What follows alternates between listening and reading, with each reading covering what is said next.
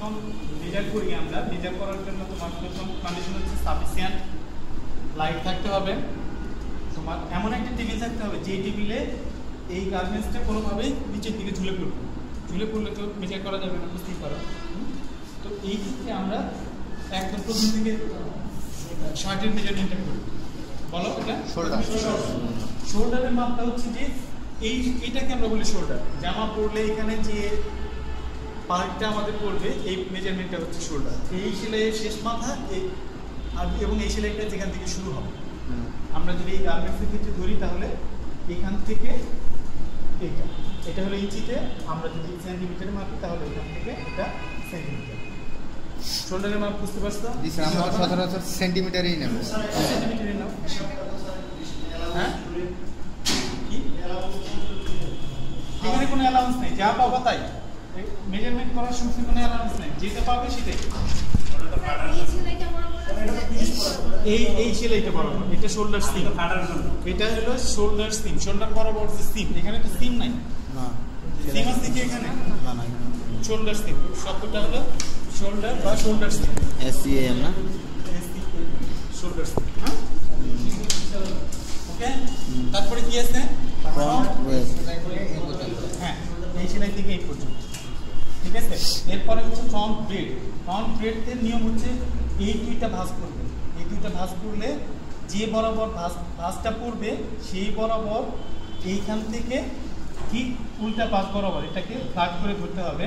Flat করে ধরে এখান থেকে এই বরাবর ব্রেড যে মাপটা হবে, মানে ভাঁজ মানে এখান থেকে তুমি এই মাপটা নিবা, কত আসবে এখানে যেটা আসবে, হ্যাঁ এটা অর্ধেক করলে যেখানে যে বরাবর আসবে এই বরাবর আসছে, তার মানে এই বরাবর, হ্যাঁ এই বরাবর নিয়ে তোমার এখান থেকে ঠিক একই বরাবর নিচের দিকে না বা উপরের দিকে, এই স্পেস থেকে এই পর্যন্ত,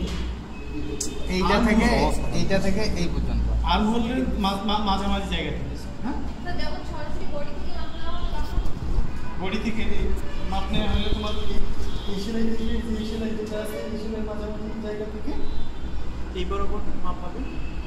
তাহলে স্যার এখন সেলাই হচ্ছে এইটা থেকে এই পর্যন্ত, এটাকে এই মাপটাকে বলি আর্ম হোল, আর্ম হোলের মাঝামাঝি থেকে মাপ। এটা হলো ফ্রন্ট ব্রেড। এটা যদি আমরা এখানে আমরা আরেকটা নিতে পারি, এটা হলো ব্যাক ব্রেড, হ্যাঁ তোমার 12 নম্বরে আমরা এখানে দিলাম হলো ব্যাক ব্রেড, ঠিক আছে।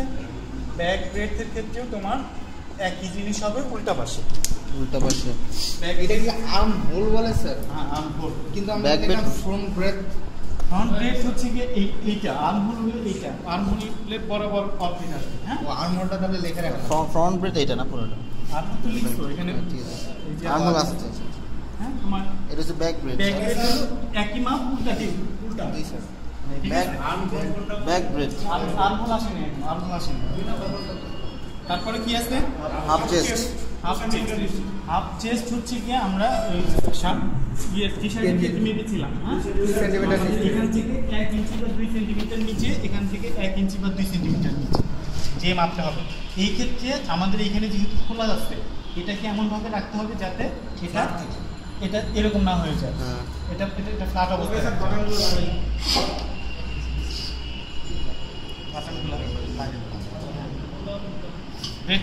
ফ্রন্ট ব্রেড বুঝতে পারছো?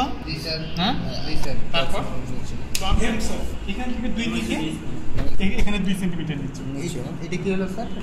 হাফ চেস্ট, হ্যাঁ ফ্রন্ট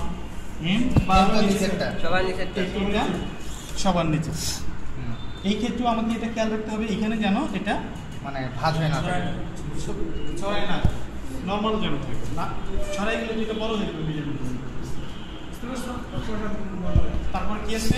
তারপর front length, highest point of shoulder, highest point of shoulder হচ্ছে কি আমার এখানে এইটা, হ্যাঁ এইখান থেকে ফ্রন্ট লেন মাপ একদম যেটা সর্বোচ্চ পয়েন্ট থেকে সর্বনিম্ন পয়েন্ট। স্যার এই জায়গায় কোনো রিকোয়ারমেন্ট দেওয়া থাকলে তাহলে কোন সাথে দেওয়া ছিল 40 হাফ চে, ওটা তো ছিল হাফ, ওটাই আছে, ওখানে যাচ্ছে, এখানে যাচ্ছে, হ্যাঁ ঠিক আছে।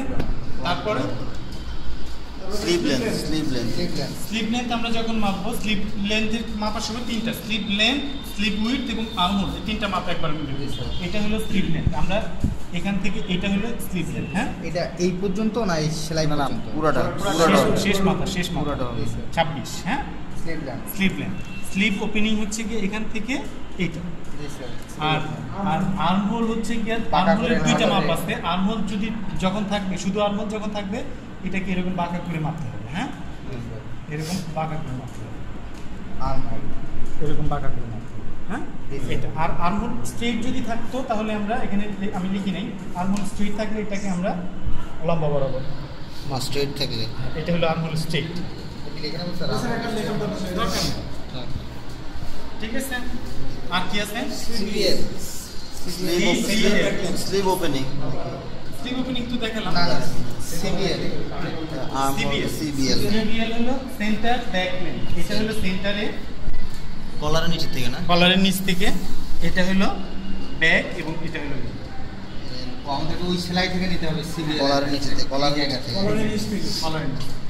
সেন্টার দেখো এটা মাঝখানে, ব্যাক এটা ব্যাকে পিছনে। এবং লেন্থ সেন্টার ব্যাক লেন্থ। জি স্যার বুঝতে পারছি। ঠিক আছে, তারপরে কি আছে? কলার লেন্থ। কলার লেন্থ। কলার লেন্থের ক্ষেত্রে আমরা এই বাটনটা খুলে নিতে হবে। হ্যাঁ, কলার লেন্থের ক্ষেত্রে বাটনটা খুলে নিয়ে এই বাটন থেকে এই বাটনের হোলের মিডল পর্যন্ত, এখানে এই বাটন থেকে বাটন হোলের মিডল পর্যন্ত, বাটন হলো মিডল পর্যন্ত। স্যার দুই প্রান্ত নেব না, বাটন না, থেকে বাটন। বাটন থেকে বাটন হোল। 38 কলার আমরা যখন মাপবো বাটন থেকে বাটন হোল। হ্যাঁ, কলার আমরা এই এই মিডল বন্ধ থাকা অবস্থায় এটা আমার লাগে কিনা সেটা আমরা দেখি, এই প্রান্ত আর এই প্রান্ত লাগলো কিনা সেটা আমরা দেখি না। স্যার যে সময় আমরা বানাবো একটা শার্ট, সে সময় তো আমাদের এই জায়গাটা কাটা থাকবে না। যে সময় বানাবো, এটা তো একটা তৈরি করা শার্ট। হ্যাঁ, কাটতে হলো এই মাপ অনুযায়ী তাহলে হলো। আমার একটা মানে স্যাম্পল দিয়ে তো, ওই স্যাম্পল অনুযায়ী কাটবো না? না না এ কাটার আগে ওই সময় কি ফাঁকা দিয়ে রাখবো? বাটনটা যে সময় মাপবো, যেমন মনে করুন কলারটা মাপতেছি এই সেলাই থেকে হ্যাঁ, এই তুমি এখান থেকে এটা মাপছো, তোমার লাগবে হলো 38, তাহলে তুমি এখানে এই বাটনটা নিবা, তারপরে দেখবা যে এটা তোমার 38 কোথায় আসে, সেখানে কাটবা। আচ্ছা আচ্ছা। এখানে আমরা মাপ দিয়ে এই এখানে তারপরে? বাটনের বাটন তারপরে স্যার ফ্রন্ট বা front plug placket with, front placate হচ্ছে কি আমাদের এইটা, ওইটা এটা হলো ফ্রন্ট প্ল্যাকেট উইথ হচ্ছে এটা। হ্যাঁ, হ্যাঁ ঠিক আছে। ও আরেকটা এখানে আছে ফ্রন্ট পকেট লেন্থ, এইটা ফ্রন্ট পকেট উইথ এটা। এটা লিখতে হবে। হ্যাঁ,